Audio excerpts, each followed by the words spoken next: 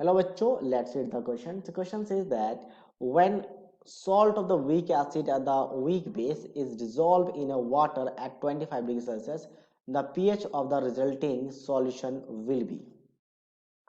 So weak acid to weak base का एक salt है, तो मान लेते हैं weak base NH4OH है और weak acid हम formic acid मान लेते हैं.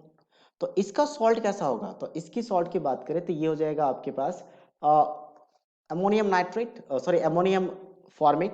अमोनियम फॉर्मेट कैसे लिखा जाएगा? ये आपका फॉर्मेट आयन है और अमोनियम मतलब NH4, ये सॉल्ट है. तो ये सॉल्ट कैसा होगा? साथ में हम चाहे तो वाटर लिख सकते हैं. ये सॉल्ट हो जाएगा वीक एसिड वीक बेस का सॉल्ट. अब किसी भी सॉल्ट का अगर क्वेश्चंस हो तो सबसे पहले हम क्या सोचते हैं? Salt hydrolysis. सॉल्ट हाइड्रोलाइसिस, ठीक है. अब सॉल्ट हाइड्रोलाइसिस में क्या होता है? जो भी सॉल्ट है उस सॉल्ट को पहले हम उसके आयंस पे ब्रेक कर लेते हैं, क्योंकि all the salts are strong electrolyte. वो चाहे कैसा भी हो, वीक एसिड वीक बेस का या कैसा भी हो, all the salts are strong electrolyte. तो एक्वस सॉल्यूशन में वो हमेशा आयंस के फॉर्म में रहते हैं. किस तरीके से? आयंस के फॉर्म में. अब इन आयन का हम क्या करेंगे? हाइड्रोलाइसिस करवाएंगे, ठीक है. सॉल्ट हाइड्रोलाइसिस का मतलब होता है सॉल्ट का हाइड्रोलाइसिस. हाइड्रो मतलब क्या होता है? वाटर, और लाइसिस मतलब वाटर ब्रेकिंग. तो वाटर का ब्रेकिंग होगा, तो वाटर का ब्रेक होकर H पॉजिटिव इसके साथ कंबाइन कर जाएगा और साथ साथ में यहाँ पे क्या बनेगा आपका?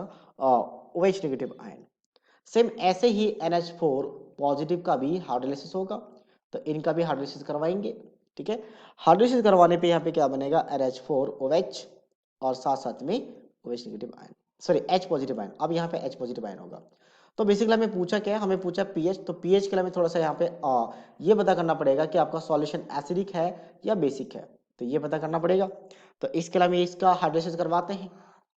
अब यहाँ से क्या होगा? यहाँ से दो आयन है HCO negative ions plus of NH4 positive. ये एक क्लियर, अच्छा वाटर रहेगा 1 मोल, क्योंकि यहाँ पे 1 मोल वाटर बन रहा है तो 1 मोल के साथ कैंसिल हो जाएगा. तो 1 मोल वाटर रिएक्टर में बचेगा और साथ साथ में आपके 2 एसिड बनता हुआ दिख रहा है मुझे यहाँ पे, ठीक है. अच्छा, इस रिएक्शंस में अगर देखा जाए तो इस रिएक्शंस में एसिड सॉल्ट हाइड्रोलाइसिस जब आपके पास क्या होता है? वीक एसिड वीक बेस होता है. तो अब इसका डेरिवेशन काफी लेंथी होता है, तो हम डायरेक्टली लिखेंगे पीएच लिखा जाता है. PH is equals to half of P K W, ठीक है. इस रिएक्शन से ड्राइव किया जाता है P K W plus of P के ए माइनस ऑफ पी के बी, माइनस ऑफ पी के बी.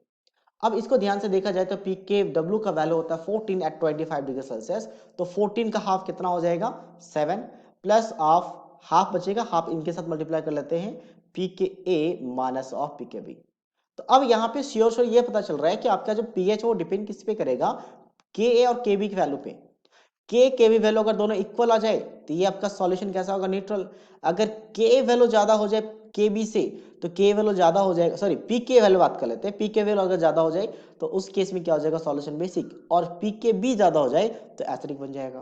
तो इसका मतलब हम यहाँ पे डिसाइड नहीं कर सकते कि 7 होगा, ग्रेटर देन 7 होगा या लेस देन 7. एक्चुअल में डिपेंड ऑन के एंड के वैल्यू. तो के एंड के वैल्यू पे डिपेंड करेगा. जो मैंने सबसे पहले देखा कि सॉल्ट एनालिसिस होता कैसे है और इस इक्वेशंस के लिए पीएच निकालने का फॉर्मूला क्या है? तो ये फॉर्मूला है, इसे यूज करते हैं. So that means option D will be the right answer of this question. So I hope you understood it well. All the best.